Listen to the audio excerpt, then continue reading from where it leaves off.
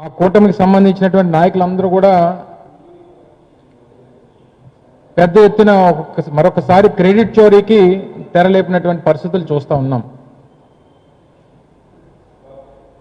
వాస్తవానికి Bhogapuram international airport దాని తాలూకు బ్యాక్గ్రౌండ్ కానీ దానికి సంబంధించినటువంటి భూ సమీకరణ కానీ దానికి సంబంధించినటువంటి పర్మిషన్స్ కానీ